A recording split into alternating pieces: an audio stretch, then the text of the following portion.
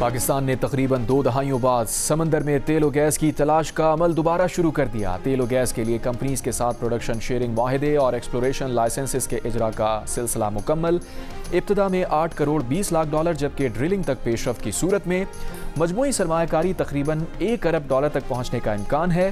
Petroleum division کے اعلامیے کے مطابق ملکی اور غیر ملکی کمپنیز کو تیل و گیس کی تلاش کے لیے انڈس اور مکران آف شور بیسنز میں بلاکس الاٹ کر دیے گئے۔ وفاقی وزیر پیٹرولیم علی پرویز ملک نے کہا ہے کہ سمندر میں تیل و گیس کی تلاش کے معاہدوں پر دستخط حکومت کی توانائی پالیسی میں تاریخی سنگ میل ہے۔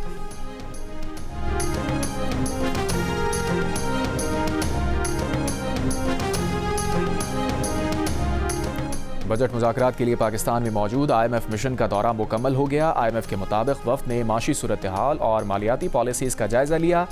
بجٹ حکمت عملی پر غور کیا گیا۔ بجٹ پر بات چیت آئندہ دنوں بھی جاری رہے گی۔ اسٹیٹ بینک نے افراط زر قابو میں رکھنے کی یقین دہانی کرائی ہے۔ پاکستانی حکام نے مالی سال 2027 میں GDP کے 2% کے بنیادی اضافی ہدف کے عزم کو دہرایا ہے۔ ذرائع کے مطابق IMF نے پیٹرولیم لیوی کے ہدف میں 18% اضافے کی سفارش کر دی۔ بجلی اور گیس کی قیمتیں سال میں 2 بار بڑھانے کی شرط برقرار۔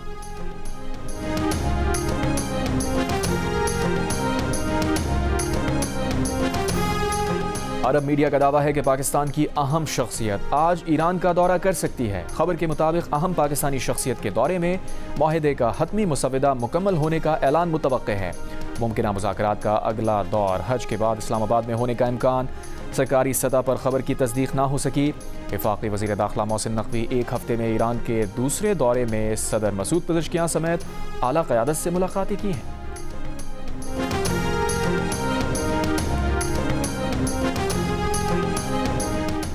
امریکی صدر ڈونلڈ ٹرمپ نے کہا ہے کہ ایران سے درست جواب حاصل کرنے کے لیے کچھ دن انتظار کرنے کو تیار ہیں۔ جن ایرانیوں سے رابطہ ہے وہ معقول ہیں۔ ایران کو ایک موقع دیں گے۔ انہیں ایران کے ساتھ کسی معاہدے پر پہنچنے کی کوئی جلدی نہیں۔ اب صرف سوال یہ باقی ہے کہ کیا ہم اسے مکمل انجام تک پہنچائیں گے یا ایران معاہدے پر دستخط کرے گا۔ ایران کے معاملے پر اسرائیل اور امریکہ میں اتفاق ہے۔ وہ جو کہیں گے اسرائیلی وزیر اعظم وہی کریں گے۔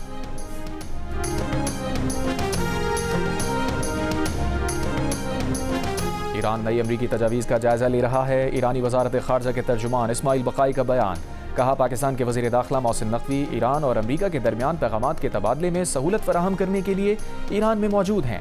ایران کے 14 نکات کی بنیاد پر امریکہ سے پیغامات کا تبادلہ جاری ہے۔ اسماعیل بقائی نے کہا ایران سے امریکی پابندیاں ہٹانا ہوں گی اور ایرانی جہازوں کے خلاف بحری قزاقی ختم کرنا ہوگی۔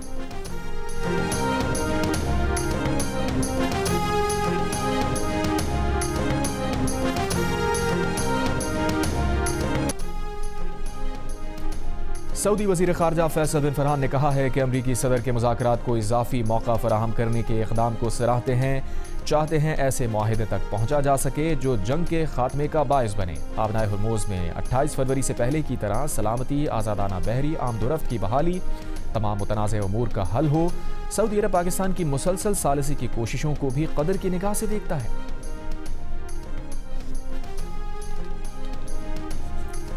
چینی صدر شی جن پنگ کا کہنا ہے کہ ایران امریکہ جنگ روکنا ضروری ہے۔ مزید لڑائی غیر دانشمندانہ ہوگی۔ دنیا جنگل کے قانون کی طرح واپس جانے کے خطرے سے دوچار ہے۔ روس اور چین کو یک طرفہ غنڈہ گردی اور تاریخ پلٹانے والے اقدامات کی مخالفت کرنی چاہیے۔ بیجنگ میں روسی صدر پوتن سے ملاقات اور مشترکہ پریس کانفرنس میں انہوں نے کہا مذاکرات جاری رہنا اہم ہے۔ روس اور چین کے درمیان جامع اسٹریٹجک تعاون کے مشترکہ اعلامیے اور توانائی سمیت تعاون کی 20 دستاویزات پر دستخط۔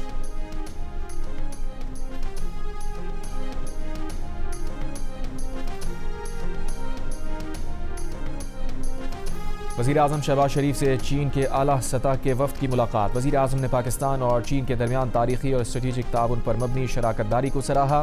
وزیر اعظم شہباز شریف سے برطانیہ کے قومی سلامتی کے مشیر جوناتھن پاول کی ملاقات۔ وزیر اعظم آفس کے مطابق جوناتھن نے پاکستان کی خطے میں کشیدگی میں کمی کے لیے جاری کوششوں کو سراہا۔ کہا برطانوی حکومت سلامتی، تجارت، سرمایہ کاری میں تعاون بڑھانے کی خواہاں ہے۔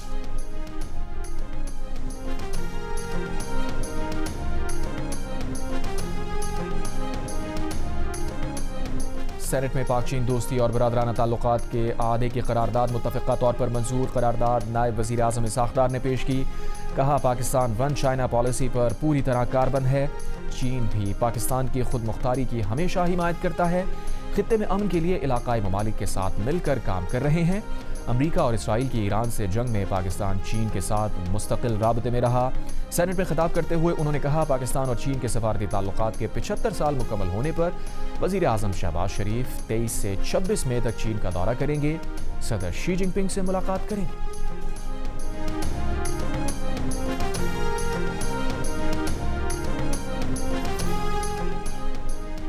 اسماعیلی برادری کے روحانی پیشوا پرنس رحیم آغا خان کی اسلام آباد آمد۔ صدر مملکت آصف علی زرداری نے نور خانی ایئربیس پر معزز مہمان کا استقبال کیا۔ کیمبرج کی جانب سے کمپیوٹر سائنس کا پرچہ بھی لیک ہونے کا انکشاف۔ اس سے قبل صرف ریاضی کے 2 پرچے لیک ہونے کی تصدیق کی گئی تھی۔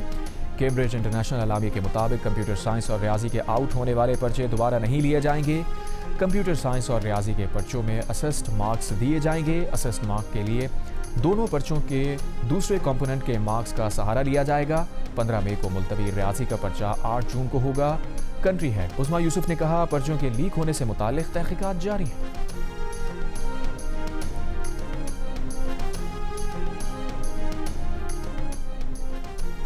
بانی پی ٹی آئی کی بہن علیمہ خان نے کہا ہے کہ بیرسٹر گوہر محسن نقوی سے رابطوں میں تھے۔ بیرسٹر گوہر نے انہیں بتایا کہ محسن نقوی کے سامنے اپنا موقف رکھا ہے۔ محسن نقوی نے کہا کیسز کو غیر معینہ مدت کے لیے نہیں لگایا جائے گا۔ ہم نے جواب دیا حکومت پر اعتماد نہیں کیا جا سکتا۔ Chairman P T I barrister Gohar کا کہنا ہے کہ بہت سی اطلاعات درست نہیں ہیں۔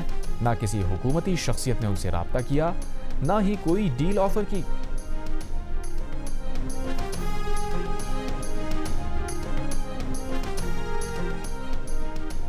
انمول عرف پنکی کی سائرہ شوکت کے نام سے جعلی شناختی کارڈ بنانے کی کوشش پکڑی گئی۔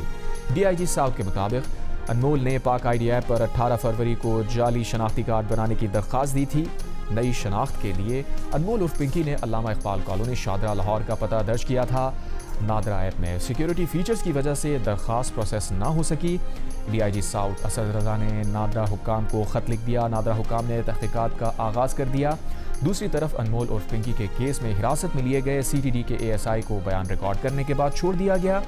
ذرائع سی ٹی ڈی کے مطابق اے ایس آئی سے پنکی نیٹ ورک سے متعلق تحقیقات کی گئی۔ دوسرا اہلکار اب تک حراست میں ہے۔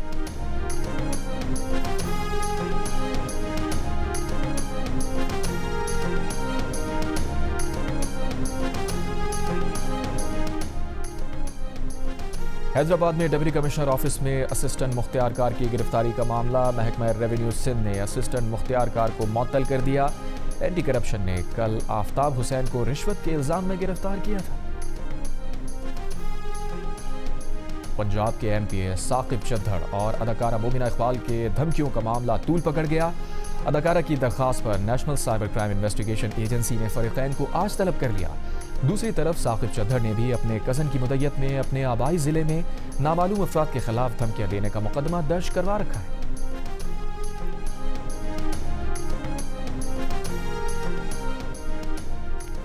پاکستان کے قدیم ترین ریلوے اسٹیشنز میں شمار ہونے والے روہڑی اسٹیشن کی اپ گریڈیشن منصوبے کا باقاعدہ آغاز۔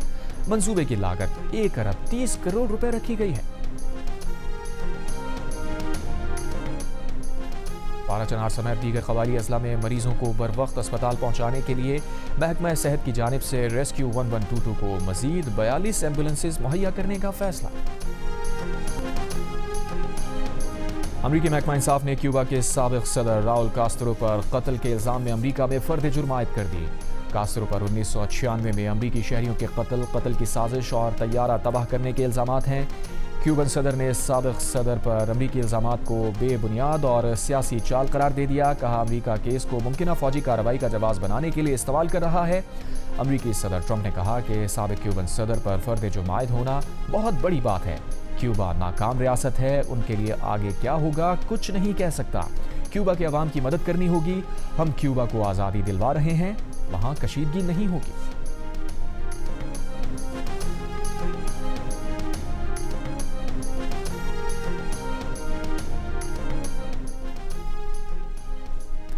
पाकिस्तान आइंदा 5 बरसों में बांग्लादेशी तलबा को 500 स्कॉलरशिप्स फराहम करेगा। तर्जुमान दफ्तर खारजा के मुताबिक वज़ीर खारजा इसहाक डार ने अगस्त 2025 के दौरे बांग्लादेश में पाकिस्तान बांग्लादेश नॉलेज कॉरिडोर के आगाज़ का ऐलान किया था। पाकिस्तान बांग्लादेश नॉलेज कॉरिडोर का दूसरा मरहला 10 मई 2026 को ढाका में शुरू किया गया। बांग्लादेशी वफ्द पाकिस्तान बांग्लादेश नॉलेज कॉरिडोर के तहत 3 हफ्ते के लिए पाकिस्तान में मौजूद है। वज़ीर ख़ारजा इसहाक डार का पाकिस्तान और बांग्लादेश के ताल्लुकात में मुस्बत पेशरफ्त पर इज़हार इत्मीनान। और ईरान से मुमकिना डील तजावीज़ पर ट्रंप और नेतन्याहू के दरमियान तल्ख जुमलों का तबादला। अमरीकी न्यूज़ वेबसाइट का दावा है कि अमरीका के सदर डोनाल्ड ट्रंप ने इस्राएली वज़ीर आज़म से टेलीफोन पर रब्ता करके बताया कि सालिस इत्तफ़ाक़ राय पर काम कर रहे हैं, जिस पर अमरीका और ईरान दस्तखत करेंगे, जिसके बाद 30 दिन के मुज़ाकरात शुरू होंगे। ट्रंप से बात करके इस्राएली वज़ीर आज़म आग बगोला हो गए थे। इस्राएली वज़ीर आज़म दफ्तर और वाइट हाउस का रिपोर्ट पर तबसरे से गुरेज।